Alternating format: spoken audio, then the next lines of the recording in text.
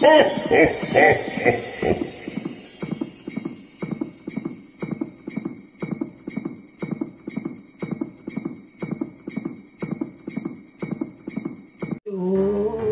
is up sa inyo mga katropa? It's me, your boy, you know what it is. Then, back it up again and welcome back dito sa Vlogmas Season 5 Episode 1, first day of the bare months mga katropa. And sobrang nakaka-excite simulan yung bare months kasi there's a lot of things that I have now and I know to myself na someday yung mga bagay niyan, mawawala din yan kasi there's nothing permanent in this world. Okay? Pero, I'm happy kasi along the way, I met some people na makakasama din natin mamaya. Abangan nyo yan. Kasi pwede na naman daw itong i-upload kasi mag-i-start na ng campaigning this Monday. So, yung mga clip na susunod na makikita nyo is clip yung last week kung saan nag-film kami ng video, gumawa kami ng campaign materials, and also, syempre, nag-bonding na rin, kulitan, salawan, bardagulan, dugsyawan, o kahit ano pa man, mga kalokohan. Kasi, inborn na sa akin yung kalokohan ko, kaya, alam niyo na yung matik na yun. Okay. So, ayun, before we proceed to the agenda for today's episode is, first of all, I want to greet the KTRP community ng happy to freaking subscribers. Sana all. So, we hit the 200 subscribers last Friday lang. At nakapag-celebrate kami ng KTRP production last Saturday. Kahapon. Okay, nakapag-celebrate kami. That went too good, man. Kasi over the 3 years, sobrang dami nangyari along the way. Sobrang dami na experience along the way. But, still, with the freaking goal. Kumbaga, na-hit natin yung goal natin. Kumbaga, hindi tayo basta sumuko. Nag-grind lang tayo na nag-grind sa mga videos. Nag-grind lang tayo na nag-grind sa contents. At syempre, thank you din sa KTRP Production, syempre. Nung nasa gitna tayo ng Season 2 vlog and 200 subs journey natin is doon pa lang natin sila nabuo. So, thank you din sa help out nila. Isa-isahin ko ulit, KTRP Production. Thank you kay KTRP Blake, editor ng video ko. Also, thank you kay KTRP Keropi, kay Kuya Carlido. Thank you sa'yo, one of my content director also. And thank you kay TZ, kay Thea, ang aking song composer. Thank you kay Jules o kay Julio, ang aking mixing god.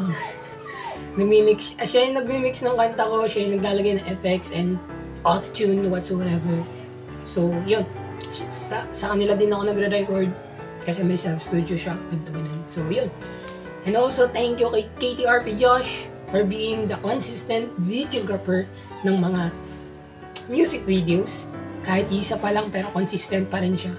And also, thank you KTRP Koshi. Rest in peace. Fly high, my friend. Sa tulong mo na mabuo yung Thoughts Even contents kasi siya talaga yung dahilan nun. So, thank you so much KTRP Koshi and Fly High. Okay? So, yan. That is the whole team. So, thank you so much sa inyo. And siyempre, thank you sa mga support and trust sa akin na ibigay yung time nyo na makinig sa mga vlogs ko and contents. And pinangako ko na yun simula nung una na hindi lang ako puro kalokohan na tao. Hindi, meron din akong bagay na pwedeng ibigay sa inyo as a lesson. Kasi, kumbaga, sabihin na natin yung mga nararanasan nyo sa buhay.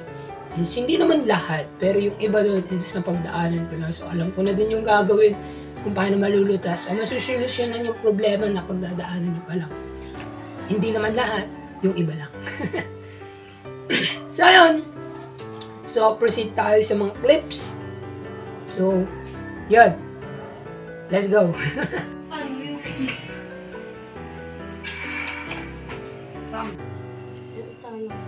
Yes.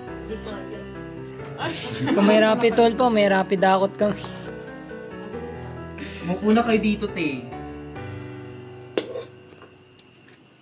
Sep naman ng hotdog mo, Mengay. Patikin. Bigyan mo na to sa kapatid niya. Bigyan lang. Grabe. Norris na rapid. 11:33. Grabe. Mali, mabigat yung video.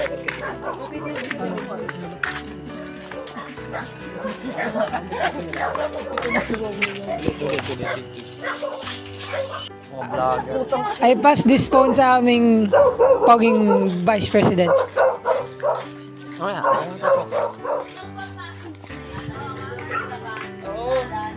Hi guys. Kesa namin yan. Ayan ba? Tapos may homes pala, no? Ay! Character siya, guys. Video apat yan ang pag-video. Naka-video ka ba? Nung ano yung gumagawa? Lusend ko na kasi sa tusi. Dogo na send ko po. Yo, what's up guys? Ready na ba? Ready na ba?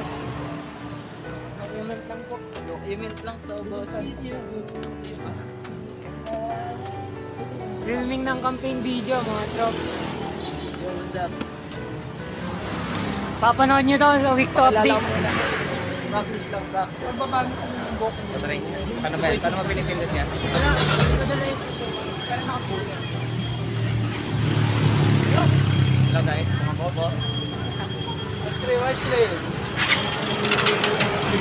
So yun. So, ayun nga guys. Dala ko yung salamin ko ngayon dahil mag-video kami. Para dagdagas na po.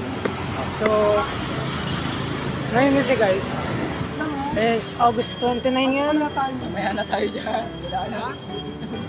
August 29 ngayon. No? Today is August 21, Thursday. 29 pala, Thursday.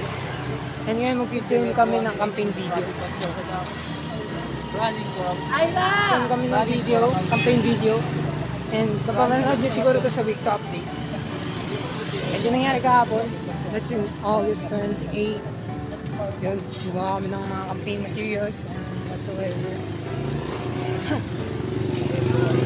Nakapag-file na rin ang candidacy letter. Nagpupunta lang kami kasi mag-shoot nga. So, yeah. So, I can do this. Bye guys. Zoom pa more. Masaya ka dyan eh. Ayan. Natawa pa. Ang Pamparu! Boom!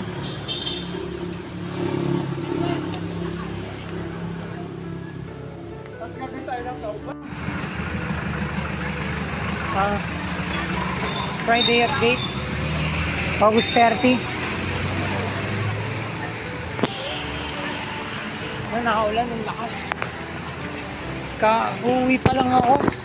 Kanina pa ako awas 11. Ngayon pa lang ako uwi.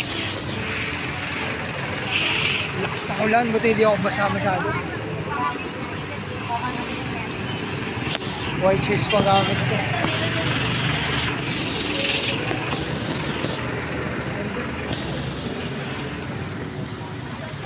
Naka-fold na yung pants ko. Basa na yung pants ko pero naka-fold. Pinold ko. Putik pa sa amin. Ang galing.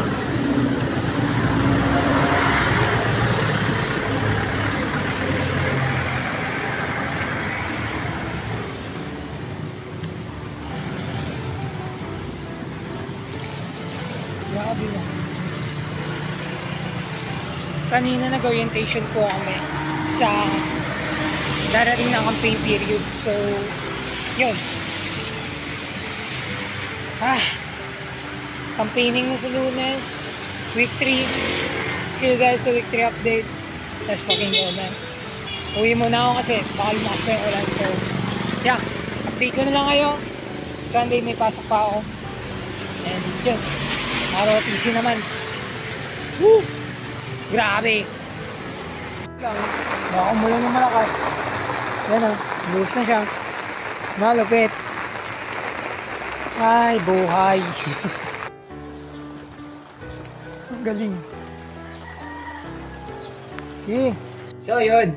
So as you all can see dun sa clips na na-film ko last week, actually that was dapat part siya ng content na second week recap. Pero since ayoko naman na mag-ganun-ganun na parang magkwento-kwento na lang at wala nang magandang content or curiosity sa contents ko, so ginawa ko na lang ganito. First episode, Vlogmas, sasamahan nyo din ako mamaya kasi kasama ko din naman sila, yung mga partners ko, and whatsoever. So, yun. So, syempre, it's been it's been a long day. Simula nung nag-start kami mag-prepare. And to be honest, nakaka-drain out, to be honest. Kasi, 8 to 12 lang ang pasok ko, but, yun, maghapon ako nasa school, gabi na nakaka-uwi, sobrang pressure, sobrang stress out, kaya minsan, humihiling ako sa kanila kung pwede ako mag 1 day break kasi alam niyo naman yung pinagdaanan ko. And alam niyo din naman yung pinagdadaanan ko pa rin yun ngayon. One, lumalaban pa rin ako sa laban silently. So, yun. It's been a long day, sobrang nakaka-drain out, but it's gonna be worth it someday. Kumbaga, experience na lang din yun kasi tatakbo din naman ako SK dito next year dito sa amin. So, ano lang yun, experience na lang din yun. Ang habol ko lang dun, experience. Manalo o matalo, okay lang. At least malinis yung intention ko at hindi ako bumuklat ng libro para siraan yung kabilang partido o yung kalaban namin partido. Kasi yung kalaban namin partido, to be honest, ang dami nang sinasabi sa amin. Pati ako ginawa ng issue, wow, galing nyo. Ganun yun, wow, walang ganun. So, may mga narinig din ako na kinamap nila. Hindi ko sure kung galing sa kabilang partido, pero may kinamap sila sa issues na about dun sa Pasko, sa madilim na nakaraan na naranasan ko before. Pero sabi ko, dead man na lang sa mga basher, man. Wala naman silang magagawa. Wala naman silang ambag. Hindi nakailam lang naman. Yun lang.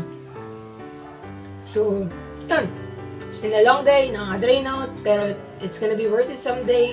And hopefully, manalo pa rin ako kasi napakaganda ng platform ko kasi yung platform ko, which is I called KTRP program, hindi ko pa rin kayo iniwan kasi you have been part of my family. So, since day 1, nandyan kayo palagi nakasuporta. So, hindi ko talaga kayo iiwan. KTRP community, lagi ko kayong kasama sa mga bagay-bagay.